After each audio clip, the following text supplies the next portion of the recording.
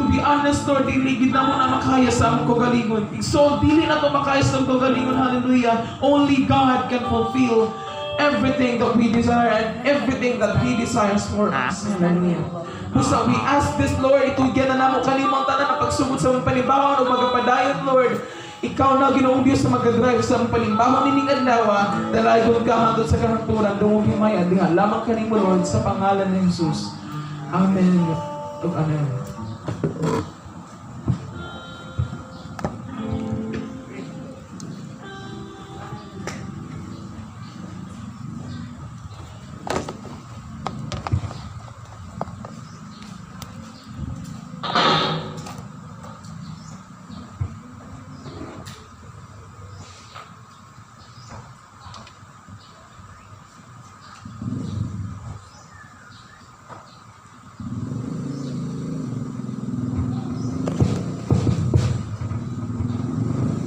God, hallelujah.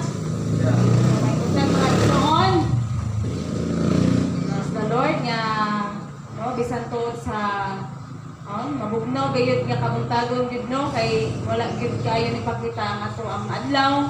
Pero salamat sa tungwi nga Dios nga kun diin aniya kita karon nagkahiusa no diri sa balay alapuanan sa Dios. O karon mga kaigsuonan, ang Sunday school na akong lima, nagaluhan kini, faith comes by hearing God's words, no? Nga ang pagtuo, maabot, pinaagi sa kadungog, no? Sa pagpaminaw sa pulong sa Dios, no? Nga ang atong pagtuo, no?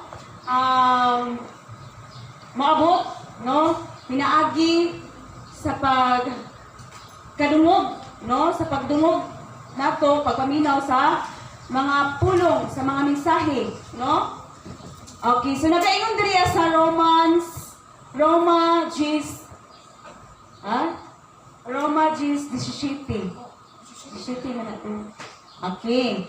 So sinamali lang siya, no? Sa 17 na. Naingon diha. Okay. So ningon diha, busa ang pagtuo nagikan sa pagpamati sa mensahe o ang nabati nagikan sa pulong ni Kristo. So kini nga bersikulo ha, no? Nagahatag kini o mga gahom, no? Sa usa ka Samaryo nga kun diin ang pagtuo, ang paagi sa pagtuo nag-ugmad sa kinabuhi nato, no? Isip kita nga magtotoo, no? Nag-ugmad kanimo or kanako, no? Kanatong tanan nga kita isip usa ka magtotoo, no? Kini siya kapamaagi sa pagtuo kung giunsa niya pag-ugmad diha sa imuhang o diha sa atong kinabuhi, no? Ninyo siya diha, busa ang pagtuo nagikan sa pagpamati sa mensahe o ang nabati nagikan sa pulong ni Kristo. So naagyud sa Biblia, no? Na ang pulong sa Dios mao gayoy makapalig-on sa atong pagtuo, no? Sa atong pagsalig diha sa atong buhi nga Dios. Ningon diri, sunod siya. Faith come sunod, no?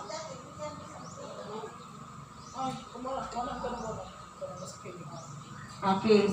Faith comes by hearing the word of God, no? Hindi nga mutungha daw ang pagtuo pinaagi sa pagpamati. No siya? Busa ang pagtuo nagikan sa pagpamati sa mensahe o ang nabati nagikan sa pulong ni Kristo. Sumutungha ang pagtuo pinaagi sa pagpamati sa pulong sa Dios, no? Nga at yes, tinuod na siya mga kaigsunan, no? Di ang atong pagtuo dili gikan sa atong kaugalingon, no? Kundi nagikan kini sa madungog na to diri, no? Sa gawas, no? Diri sa Biblia, diri sa pulong sa Dios, mga kaigsunan, no?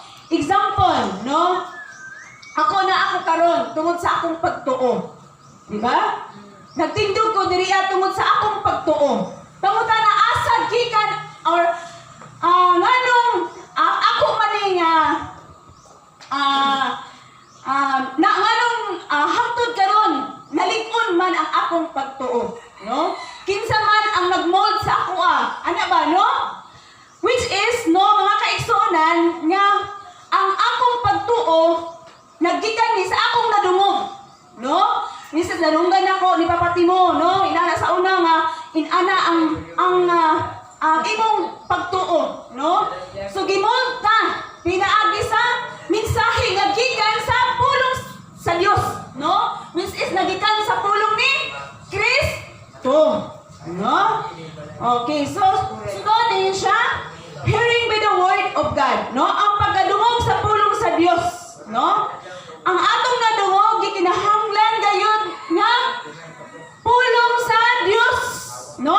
Dili kay kanang gikan sa unsa na lang nga mensahe, mga filosofiya, ang mga karaan nga mga filosofiya, which is ang gipamatud-an gayud nga ang pulong sa Dios nga kinahanglan nga atong madungog pulong gayud sa Dios. No? Gikan gayud diri sa balaan nga kasulatan, no? Dili ta maminaw ana mga pulong nga dili siya gikan sa balaan nga kasulatan, mga kaigsuonan. Wa ba? No? Gikan ni Apostol Paul nga ang pagtuo makaluwas gayud kanato, no? Nga ang espirituhanong pagtuo nagikan kini sa pulong sa Dios. No giklaro gid niya nga ang espirituhanong pagtuo nagikan kini sa pulong sa Dios, no? Dili sa kanang imong kaalam, no? Dili sa kaalam sa tao, dili sa kanang tradisyon, no? Kasi pagtuo-tuo ta nga inana, no? Daghang istorya, daghan man gitay madungog. Pero in atong hinumduman nga ang kaluwasan sa kanato nga mga magtotoo gikan gyud diri sa pulong sa Dios. So, ang pagmapamati, no? Gayud aron nga maakapot na to ang kaluwasan, dili gyud ta mamati sa pulong sa Dios. Amen? Okay. So, natay, no? There are 5 spiritual lessons, no? Maingon dali. Una, faith begins with God's word, no? Ngayon siya dali. Biblical faith cannot exist apart from God's word, no? Ngayon siya nga, ang pagtuo magikan sa Biblia, dili mahimong mulungtad o wala ang pulong sa Dios. So, kining pulong no? Kining balaan nga kasulatan, no? Dili ni siya mo exist sa imong kinabuhi kung wala ang pulong sa Dios, no? Dili ka makabaton og kinabuhing walay katapusan kung wala ang pulong sa Dios sa imong kinabuhi. So gikinahanglan nga ang kining pulong dili gyud malayo sa imong kinabuhi, no? Gikinahanglan nga imo gyud ni siyang gulitan sulod sa imong kinabuhi, mga kaigsuonan. Okay. Ningon diri sa Mateo 28:19 diri siya, ningon siya sa Mateo 13:31 hangtod sa 32. Siya. Unya misugilon si Jesus kanila laing sambingan. Ang paghari sa Dios sama sa liso sa mustasa nga gikuha sa usa ka tawo nga gipugas dito sa iyang uma. The word is the seed, no? So ang pulong gisusama niya sa liso sa mustasa, no? Og niingon niya sa Lucas 8:11. Ngayon siya diha. Ngayon siya. Mao kini ang kahulugan sa sambingan nga binhi, mao ang pulong sa Dios. So ang binhi mao ang pulong sa Dios nga God plans our hearts to practice just His word, no? Nga gitanong, no? Gitanong sa Dios ang binhi sulod sa atong kasing-kasing para siya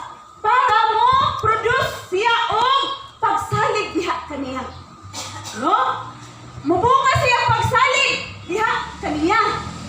So, mauna ang iyahang gitanom, no?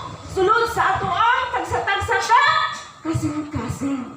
Ug ningon diya sa Marcos 4:14. No, niya siya. Ang gisabot sa magpupugas maong mensahe sa Dios, mga kaigsuonan. So, mauna ibot pasabot nga mga sambingay ni Ginoong Hesus, no? Nga kanang iyahang gisabot mao ang pulong sa Dios, mga kaigsuonan. Okay. Kung ningon diya sa 1 Pedro 1:23. Ano siya?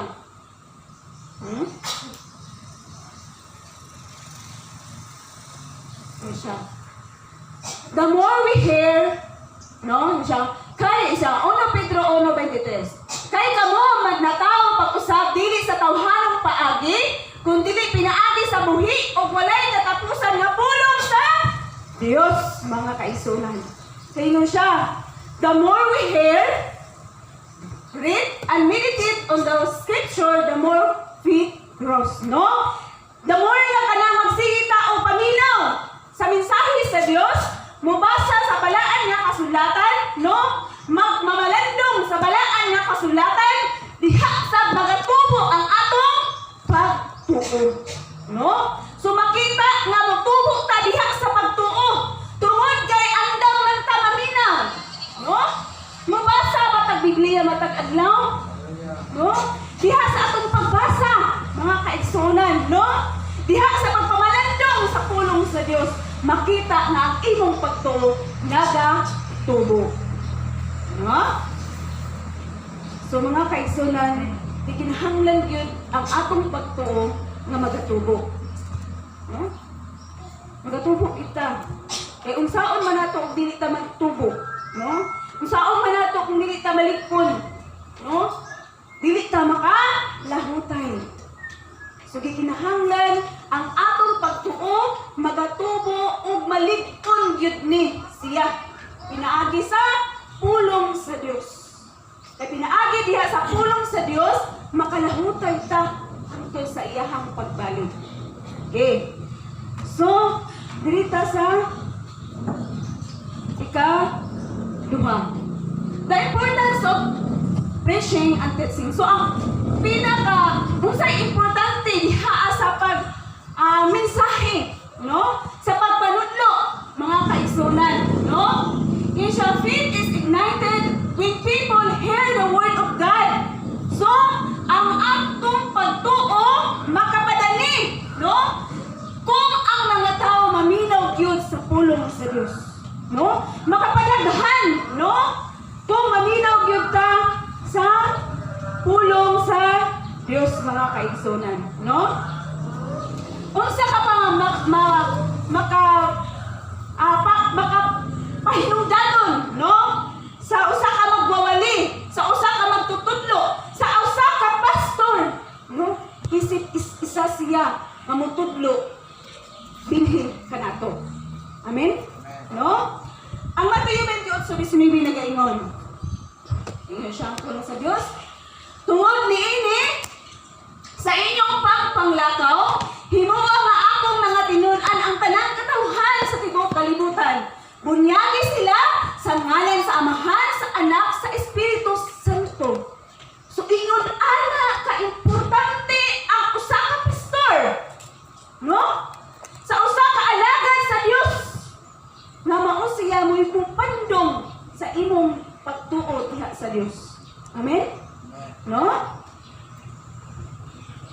No? Gipahinumduman ni ini kung unsa ka importante sa usa ka papel, sa usa ka pastor, no? Sa usa ka magwawali, sa usa ka magtutudlo, mga kaigsunan, nga mao ang hagit ngadto sa magtotoo nga makaambit sila sa maayong balita, nga matin-awan sila ug magmatinud-anon sila sa pagpangalagad sa Dios. So inaana ka importante ang papel, no? Inaana ang papel sa usa ka pastor, no? Nga malinaw